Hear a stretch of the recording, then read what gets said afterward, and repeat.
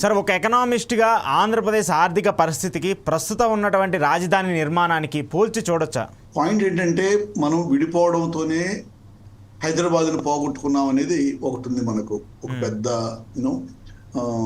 రాష్ట్ర బడ్జెట్లోనే ఒక ప్రముఖ పాత్ర వహిస్తున్నటువంటి ఒక పెద్ద నగరాన్ని పోగొట్టుకున్నాం. తర్వాత రెవెన్యూ లోటుతో మొదలైంది విభజిత ఆంధ్రప్రదేశ్. మంది వ్యవసాయ ఆధారిత రాష్ట్రం. అవును. ఉన్నంతలో పెద్ద సిటీ అనేది వైజాగ్, తర్వాత విజయవాడ, ఆ తర్వాత గుంటూరు, రాజమండ్రి, నెల్లూరు, కర్నూలు ఇట్లాంటివి వస్తాయి. సో మనకు ఒక single big city dependent economy కాదు. సో అలాంగ్ ద కోస్ట్ మనకు వ్యవసాయ ఆధారిత రాష్ట్రం. ప్లస్ మనకు జగ్రాఫికల్గా కూడా మన విభజిత ఆంధ్రప్రదేశ్ షేప్ మీరు చూసినారంటే అలాంగ్ ద కోస్ట్ 9 జిల్లాలు, 4 జిల్లాలు లోపలికి రాయలసీమ. సో వీటన్నిటికీ కేంద్రంగా ఒక కొత్త రాజధానిని నిర్మించి దాన్ని ఒక మహానగరంగా చేయడం అనేది ప్రాక్టికలీ వైబుల్ ఆప్షన్ కాదు. మన వాళ్ళు 10 ఏళ్ల క్రితం తీసుకున్న నిర్ణయమే. ఇవన్నీ ఎట్లాంటివి అంటే ఒక హిస్టారికల్ డెసిషన్స్. ఆ హిస్టారికల్ డెసిషన్స్ తీసుకునే అవకాశం హిస్టారికల్గా కొంతమందికే అవకాశం వస్తుంది చరిత్రలో. ఆ అవకాశం ఆంధ్రప్రదేశ్ ప్రజలు చంద్రబాబు నాయుడు గారికి ఇచ్చినారు ముఖ్యమంత్రిగా 2014లో. అప్పటికి మనకు ఒక ఎక్స్పర్ట్ కమిటీ నివేదిక కూడా కేంద్ర ప్రభుత్వం పెట్టిన ఉంది. ఇప్పుడు దురదృష్టం ఏంటంటే ఆంధ్రప్రదేశ్కు ఎక్స్పర్ట్ కమిటీల నివేదికలు అంటే లెక్కలేదు. అసలు ఒకప్పుడు మనకు శ్రీబాగ్ ఒడంబడిక అనేది ఒకటి ఉండేది. అవును సార్, అవును. అది జెంటిల్మెన్స్ అగ్రిమెంట్ అయినా కానీ దానికి ఒక నేపథ్యం ఉంది. ఓకే. ఆ నేపథ్యాన్ని అర్థం చేసుకోవాలి. ఎందుకంటే మనం we are back to Andhra state of 1953. 1953లో ఏదైతే మనకు మద్రాస్ ప్రెసిడెన్సీ నుంచి విడిపోయి ఆంధ్ర రాష్ట్రం ఏర్పడిందో అవును, ఆ స్టేట్కి మళ్ళీ వచ్చేసినాం మనం. ఓకే. జగ్రాఫికల్గా ఆ రోజున్న ప్రాంతం మళ్ళీ ఆంధ్ర రాష్ట్రం అయింది. మరి ఆ రోజున్న రాష్ట్రానికి ఈ శ్రీబాగ్ ఒడంబడిక అని ఒక నేపథ్యం ఉండింది. ఆంధ్ర రాయలసీమ నాయకుల మధ్య అంత బాగా పొందన కుదిరేది కాదు.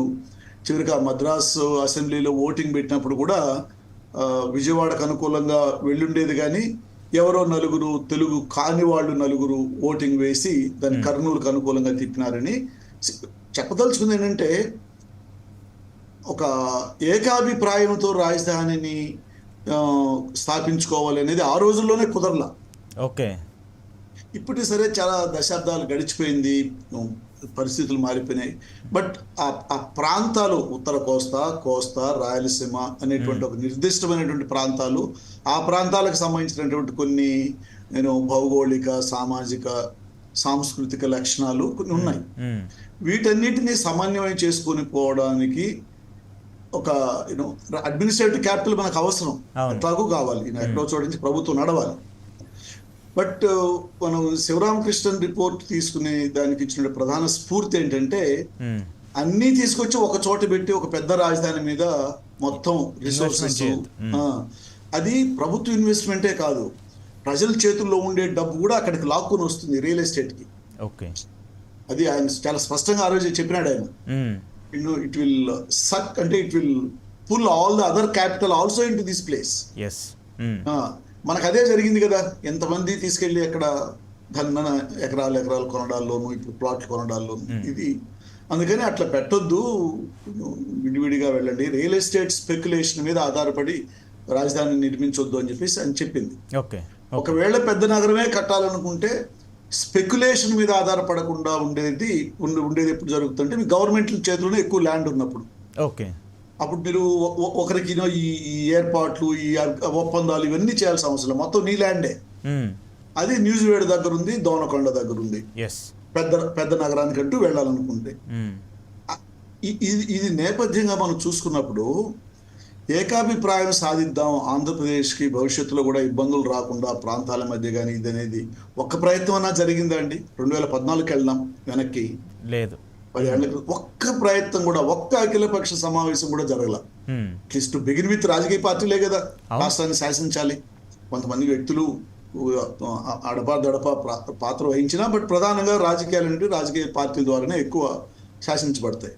ఒక్క అఖిలపక్ష సమావేశం కూడా జరగలేదు. ఓకే. ఆ శివరామకృష్ణన్ కమిటీ మీద ఒక్క రోజు కూడా అసెంబ్లీలో చర్చ జరగలేదు. ఆయన రిపోర్ట్ సబ్మిట్ చేసే టయానికి ఆయన మీద నిందలేయడం జరిగింది అధికారికంగా, అవును. అధికారంలో ఉన్నవాళ్ళు అవును. ఆ రోజు. ఆ, ఆయన అరవోడని కొంత, ఆయన చిదంబరం కుట్ర దీని వెనకుందని కొంత.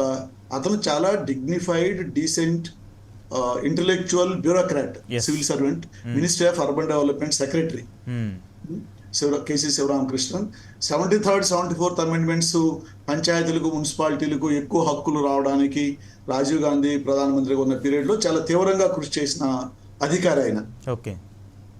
అట్లాంటిది ఇప్పుడు పాయింట్ ఏంటంటే ఆయన ఏం చెప్పినాడు అనే దాని మీద చర్చించడం వదిలేసి ఏమన్నాడు, డీసెంట్రలైజ్డ్ పెట్టుకోండి, పెద్ద రాజధాని చుట్టూ వెళ్ళొద్దు అన్నాడు. అంతే, స్థూలంగా చెప్పాలంటే ఆ రోజు.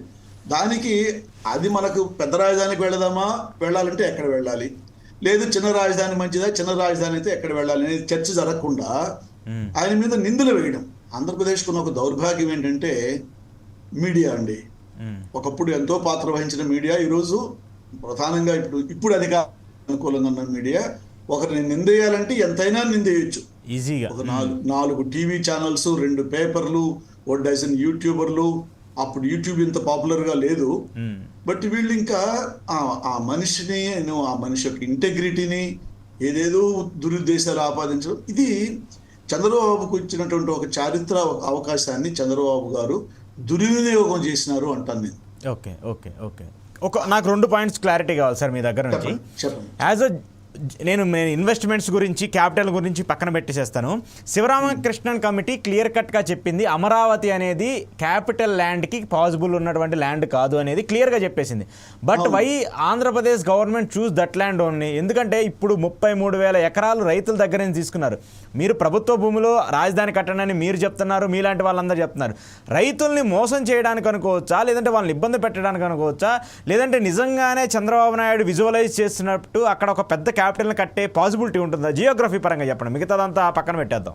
అవును, ఇక్కడ మంచి వ్యవసాయ భూముల్ని నాశనం చేయొద్దని చెప్పేసి ఆయన చెప్పడం జరిగింది ఆ బెల్ట్ లో. ఈ చంద్రబాబు నాయుడుకి ఉన్నటువంటి ఒక దాన్ని ఫెటిష్ అంటారు ఇంగ్లీష్ లో, కరెక్ట్ తెలుగు పదం ఏదో వస్తున్నా కానీ అది ఒక రకమైనటువంటి అదే కావాలి నాకు అనే ఒక ధోరణి ఉంటుంది చూడండి. నాకు అక్కడే కావాలనేది ఒక మెంటాలిటీ. ఆయనకు వాటర్ ఫ్రంట్ అంటే అదొక దురదండి, ఒక పిచ్చి. ఓకే. వాటర్ ఫ్రంట్ హైదరాబాద్ లో కూడా హుస్సేన్ సాగర్ చుట్టూ అది చేయాలని చాలా పెద్ద ప్లాన్ చేసినారు.